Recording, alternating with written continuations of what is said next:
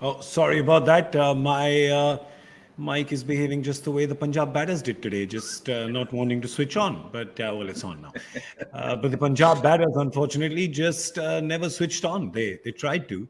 They tried to short circuit. They tried to jam the connections. Just didn't work out for them.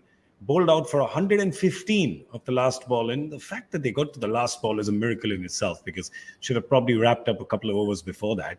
But there you go. Just in the end, Arshdeep swinging his battle axe, I think 17 times and connecting twice. But that's been the dismal story of Punjab, 115 with all that firepower. But it's no good if you only drive that car in at one speed, irrespective of what the road is looking like. It's going to break your chassis. And today it did. You're watching Cricbuzz Live. I'm Gaurav Kapur. With me, Joy Bhattacharya and Pommie Mbangwa. Joy, you know, when the road changes, no matter how good your car is, you've got to vary your speed a little bit if there's some bumps and potholes in the road. Exactly. I mean, follow wickets, you look at it and, we were talking about this, that Punjab, there's going to be days they're going to be 95 for 8 and they're going to end up like this.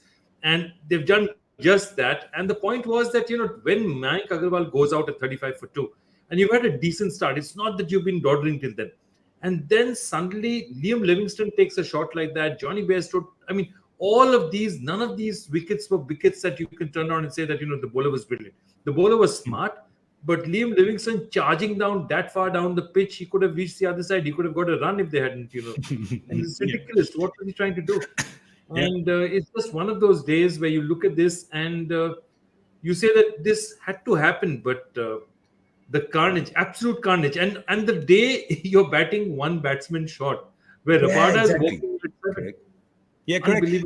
For me, it's a great point that Joy makes about just being reckless. A guy like Livingston, who's in form, you've got a spinner in the power play. He can just stand in his crease and hoik that anywhere he wants. He's got open green pastures everywhere. Yeah, I think right at the start was said, and to go with your analogy of bumpy roads and so forth. Never mind a bumpy road. Let's get a nice flat highway with no traffic on it. It doesn't matter which car you have, even if it's automatic, it's going to shift from 1 to 2 to 3 to 4 to 5 so it can go as fast as it can. It doesn't just go out the blocks and go into 5. It doesn't work like that. And the game has to be set up that way. And so this is why I was saying at the start that, yes, it's fair enough to have this aggressive attitude and this aggressive intent and want to play as this team that wants to whack boundaries and whack everybody for 6.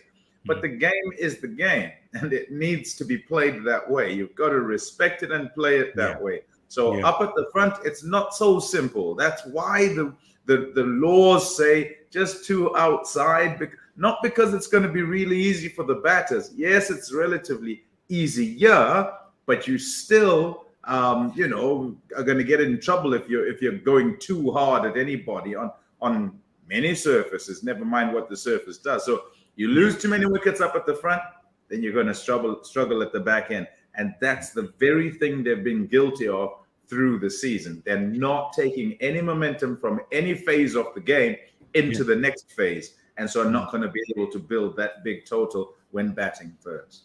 I mean, you haven't even got a run a ball. Remember, it's 120 balls that you get. They've scored 115. I mean, this game was pretty much over. You've gone in with one batter shot. But let's not take anything away from the Delhi bowlers. Yes, you can be a little reckless as a batting team, but there were some really cracker deliveries that were bowled by this bowling unit. Some great bowling changes by Rishabh Pant as well, the captain. Let's have a look at how the bowlers did, and it's really sort of top marks to everyone. It's bound to be when you get the other team 115 all out, but it's pretty much started there, right? With Livingston, you've got Khalil, of course, getting Mayank Agarwal out, and that's fine. Shikhar has sort of gifted his wicket away today. He doesn't really do that very often, but that ball by Aksar and then Kuldeep today and Khalil today, Joy, everybody, look at it. You've got Khalil at 4 overs 21 for 2.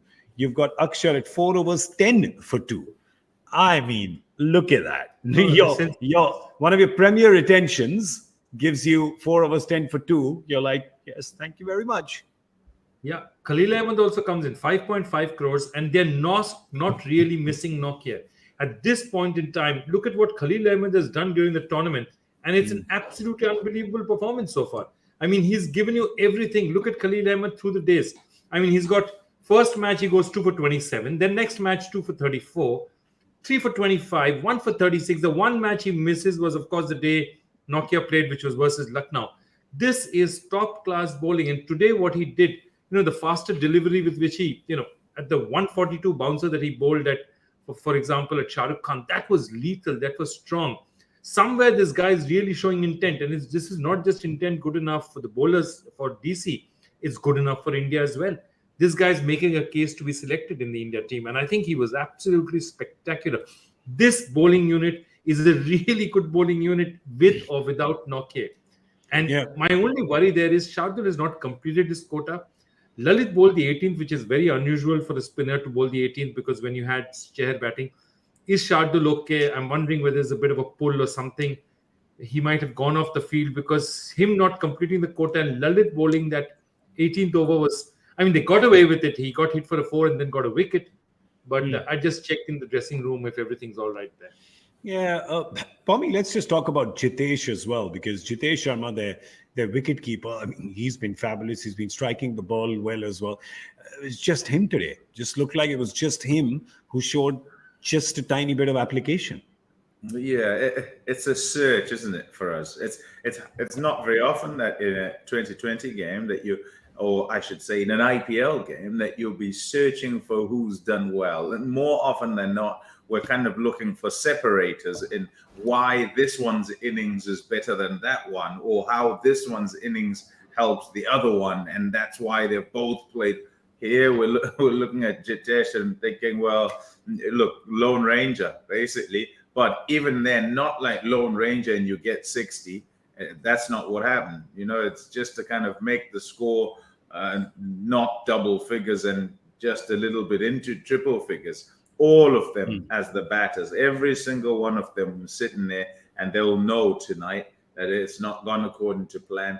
Even if coaches say, right, we've got to be aggressive, we've got to hit boundaries and so forth, you still have to temper it and make sure you're choosing correctly so that you can give yourself more of a chance, a better chance to have the team build a better score. They just haven't got it right today. It's just crazy because their opening partnership was actually decent. It was 33 was their opening partnership. That's Shikhar and Agarwal. They've got it in 22 balls. So they're in the fourth over when they lose their first wicket. At that stage, Joy, you're saying our opening partnership at 33. There's no way you can predict it being 115. There was the Shah Rukh and Jitesh partnership, 31 of 33. So they've taken their time, and Shah Rukh's just not been able to get going, which is a big worry for Punjab. He's 12 of 20. Jitesh, on the other hand, gets some runs, but just no partnership. I mean, everything else is just really dismal. No, 19 in the last 5 overs. That tells you a story. 19 in the last 5 overs with one part-time spinner having to bowl because I think somebody's not bowling his quota. And, some of those shots that Arshdeep was trying, he's learnt his bowling from Kapil Dev, but his batting he's learned from Jeev Milkha Singh in the Chandigarh golf courses, because some of those shots... Nice. That is true. There was some proper heaves. And how many of them? I think I counted 17. Yeah, he got 9 of 17, and all 17, I think, were just heaves. Right? He managed to connect. To be fair, we've got to be fair. We got to be fair. He's a number 10, number 11. And he's not in the side to bat. Absolutely. There's no ways he should be batting in the 20-over game, because, as we keep saying, you can pick 6 batters and 5 out-and-out bowlers. So you're saying that you got 6 guys to bat, and 5 guys to bowl, right? Yep. So 6 guys, you have 20 overs. What can you give us in the 20 overs? When you start asking your bowlers to come in and you want them to be the ones to get your runs, you've got problems, big ones. Yeah. I think we're saying 19 of the last 5 Joy just mentioned, but the fact is that it was 92 for 8 by the time the last 5 started. So you're looking at Chahar and Arshdeep and Vaibhav, who are looking at all the batters and saying, "What why are we here? What are we doing here in the middle? Look at this." I mean, you're just I don't know. You don't even know what to say. It's a bit of a struggle. I'll tell you the defining one is the 19 for 4 from 11 to 15, because a lot of them are the proper batters, and there's just really no way to justify that. I think the only question now is how soon will Delhi get this done?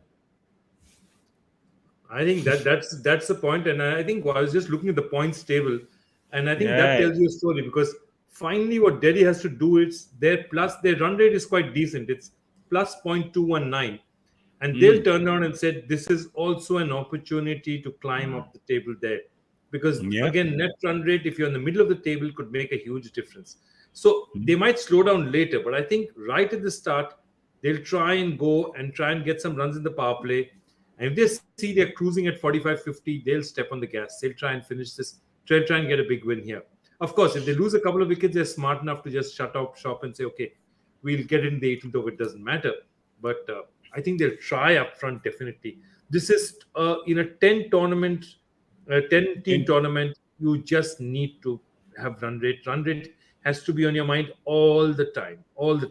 In every tournament. I think it's just it doesn't matter what format it is, as long as it's limited overs cricket, because the separator is net run rate. You have to have it on your mind. And I know Ian Bishop's been going crazy about, we've often spoken in commentary boxes about, why is it that teams are stuck in this, and I don't know if I'll call it traditional or superstitious way of thinking, to say, oh, don't touch the money sort of thing, don't count your chickens. And you look at it and you say, well, it's not counting your chickens. What it is actually attention to detail. Because if you address net run rate in games, early in the tournament, then later in the tournament, it could turn up and be something that saves you because things haven't gone quite well. If it doesn't come into it well, such is life. But you don't want to kind of start slowly, and you don't take care of it, where you could have hit a ball for a 4, you nudged 1, and you took 4 balls to get the 4 instead of 1 ball when there wasn't really any danger. You could have just whacked it. You could have tried to whack it. The guy gets out, doesn't matter. The next guy can come in. You don't do it. Then later on, we're going, oh dear, they just missed out on net run rate again. And there have been enough examples in the past. You remember at Wankhede, the famous Rajasthan and Mumbai game, where I think 14.2 is when Mumbai had to get it, and they got it done. It's about a ball here and there. And I think everybody remembers that day, because that was the first time I saw Rahul Dravid throw a cap down on the floor. So red letter day. He proved to us that he was human. Well, all right. We, of course, the superhuman effort from Delhi has meant that all of us got our predictions wrong. We were 180, 190. And we need to do the power play prediction for the second innings, which is now Delhi playing. What are they going to get?